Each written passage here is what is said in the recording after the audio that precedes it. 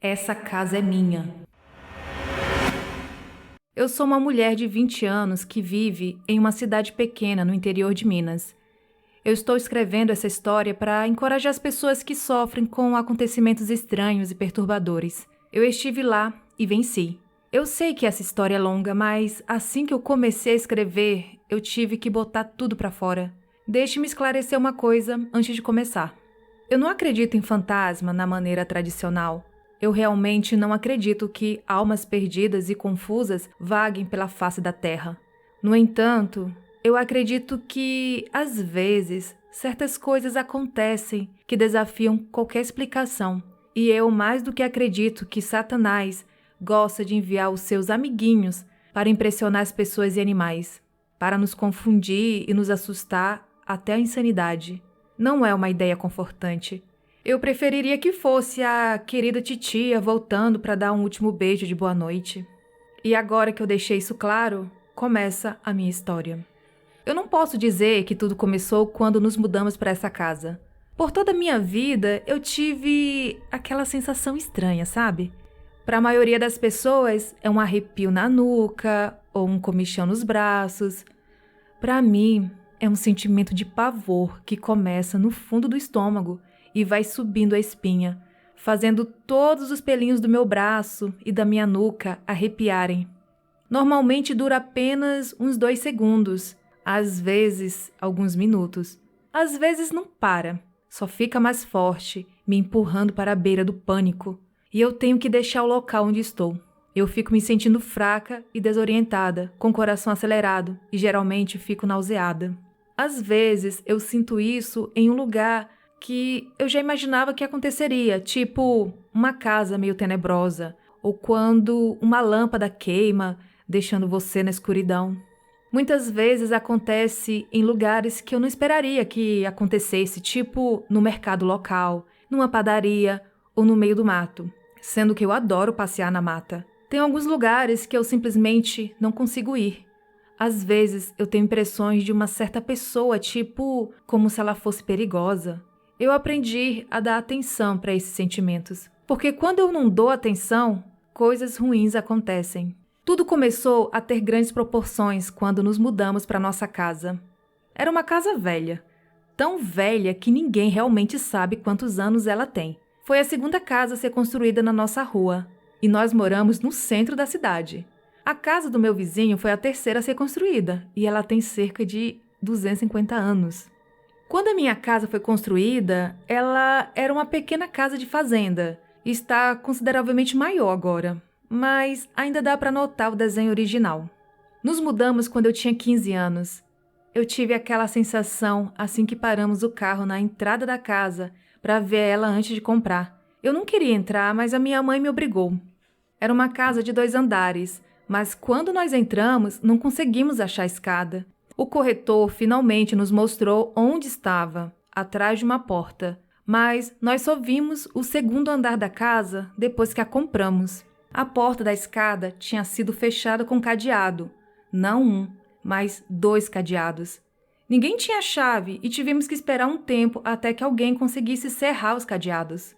A casa tem 3 forros grandes e espaçosos separados. A gente usa eles como depósito. Um fica na parte de trás da casa, um que a entrada fica dentro do closet, que era da minha irmã, que na verdade é quase um quartinho com prateleiras. E outro que a entrada fica no meu closet, que também é bem grandinho, como o outro, um quartinho com prateleiras, que também fica no andar de cima. Eu consigo entrar no forro da parte de trás da casa sem problemas nenhum. O forro no quarto, que era da minha irmã, eu só fico o suficiente para guardar algo lá em cima e depois eu fecho ele correndo. Mas o forro que tem no meu quarto, o máximo que eu consigo fazer é colocar minha cabeça lá para dar uma olhada. Eu não consigo fazer mais que isso. Uma vez eu tentei entrar lá, mas assim que eu firmei a mão na borda da entrada, eu comecei a ficar tonta e tive que descer da escada para não cair e me machucar. O meu pai é o único que chegou a entrar naquele forro. Foi a única vez, em 5 anos que moramos aqui, que alguém chegou a entrar lá dentro. Depois disso, ele nunca mais foi aberto. O que me incomoda no segundo andar da casa é que eu sinto como se tivesse alguém me observando, tendo gente lá em cima ou não. Eu não sou a única a sentir isso. Uma vez, uma das minhas melhores amigas passou a noite lá comigo. Eu disse uma vez porque ela só foi essa única vez. Ela reclamou que não conseguia dormir porque estava sentindo algo meio estranho, que a deixou um pouco assustada. Ela falou que era uma boneca de porcelana que eu tinha em uma prateleira. Ela falou que parecia que a boneca observava. Bom, eu guardei a boneca, mas ela ainda assim não conseguia dormir. Acabamos indo dormir no chão da sala no andar de baixo. Ela nunca mais foi dormir em casa. Para falar a verdade, ela nunca mais subiu para o segundo andar da casa depois disso. As coisas realmente estranhas só começaram a acontecer depois de um ano que nos mudamos para lá. É como se o que quer que fosse que está na casa estivesse esperando o momento certo para se apresentar. Quando as coisas começaram a acontecer, aconteceram bem depressa. A porta do meu closet tinha uma tranca. Eu sempre deixava ela trancada. Eu raramente abria aquela porta. Abrir aquela porta me deixava muito assustada. E eu nem usava muito meus vestidos mesmo. Mas quando eu voltava da escola, eu encontrava a porta aberta. Quando eu acordava de manhã, a porta estava aberta ou destrancada, como se tivesse algo querendo me provocar, querendo me avisar de sua presença, mas sem se mostrar para mim. No começo, eu achava que era minha irmã mais nova, que adora pegar as minhas roupas. Mas ela sempre negou, e com o tempo eu comecei a perceber que, às vezes, a porta se abria quando ela não estava em casa. As luzes do meu quarto se apagavam sozinhas, como se tivesse algo que soubesse que eu odiava subir a escada no escuro. Sentíamos cheiro de gás de cozinha ou de algo pegando fogo pela casa, mas nunca encontrávamos nada. E chamamos várias vezes profissionais para ver se tinha algum vazamento de gás e nunca acharam nada de errado com as instalações de gás. Uma das coisas mais assombrosas era a porta da escada. Toda a volta da maçaneta e da fechadura do lado de dentro estava arranhada, marcada e até um pouco rachada, como se algo havia sido trancada e estivesse querendo sair. Eu só notei isso quando a minha irmã mais nova, acidentalmente, me trancou lá em cima e saiu de casa. Eu tive que sair pela janela e descer pelo cabo da antena que passava por fora da casa para conseguir sair. As marcas que eu fiz na porta, tentando abri-la, ficaram bem em cima das outras que já estavam lá quando nos mudamos para casa, e eram bem parecidas. Aquela porta também abre e fecha sozinha. O meu pai sempre fala que é a pressão do ar e a temperatura parece uma explicação razoável, exceto que ela faz isso todas as noites, não importa a temperatura ou a condição do tempo. Eu saí de casa por uns 2 anos e voltei há uns 4 meses atrás, e nesse tempo que eu fiquei fora, aquela porta não se mexeu sozinha. Não importa o clima que tenha feito, ela só se mexia quando alguém a empurrava.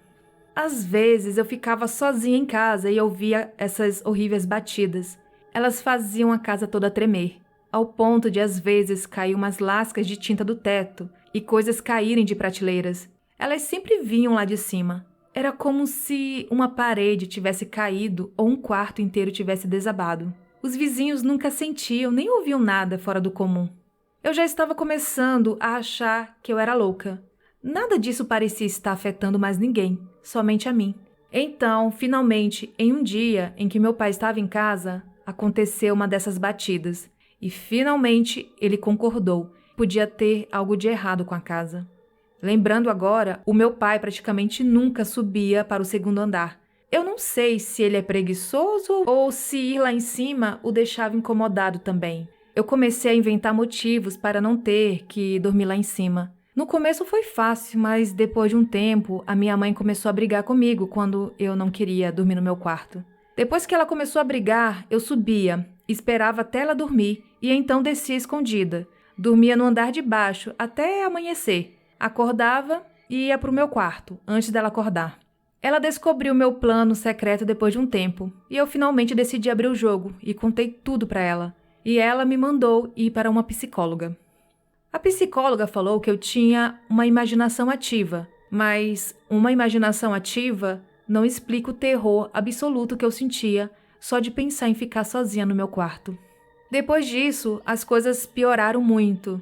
A essa altura, eu já tinha 18 anos e os meus pais tinham se divorciado. No dia do meu aniversário, eu me neguei a ir ver a psicóloga novamente.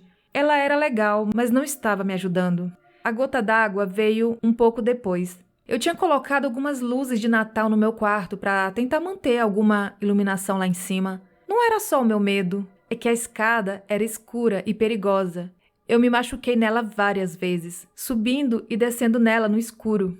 Mas não funcionou. Aquelas lâmpadas, misteriosamente, se desplugavam da tomada.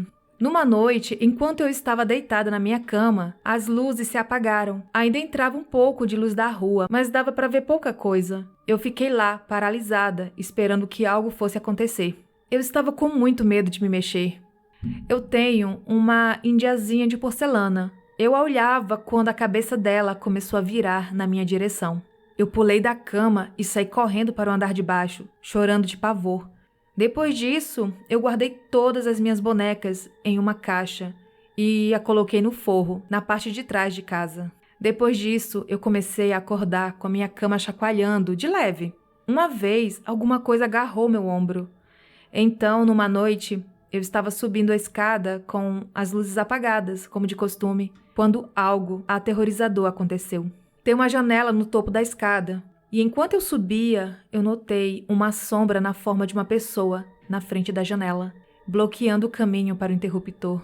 Na hora eu não dei muita bola. Eu já tinha cruzado com a minha irmã muitas vezes na escada. Eu até falei, dá licença, e passei por ela. Eu me sentei na cama e então eu me toquei.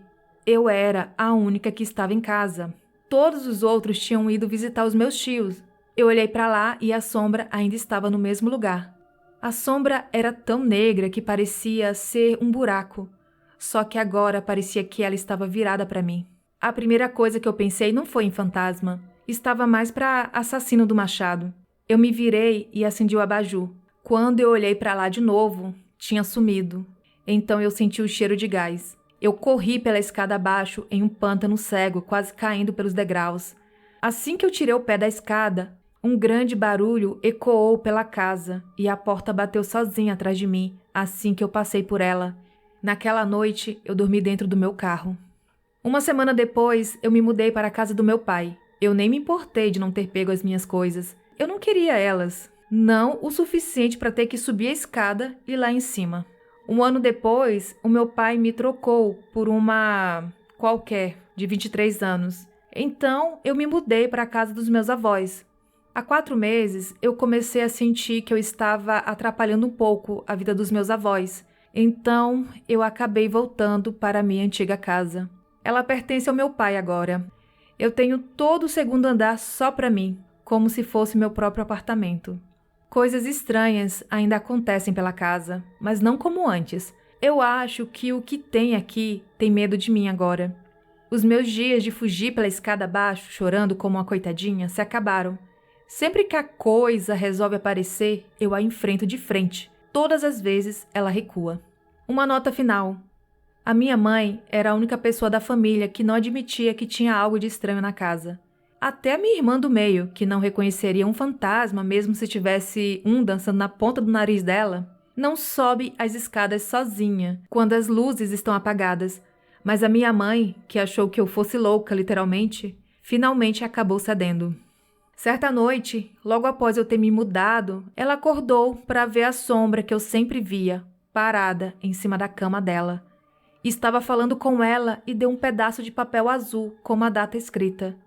Ela não se lembra a data ou o que a sombra falou, e ela jura que foi apenas um sonho, mas deve ter sido um sonho bem realista, porque ela acordou tentando lembrar o que a sombra havia colocado num pedaço de papel.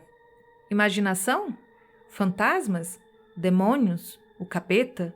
Talvez alguma coisa criada com a energia da mente de uma garota adolescente perturbada? Vocês decidem.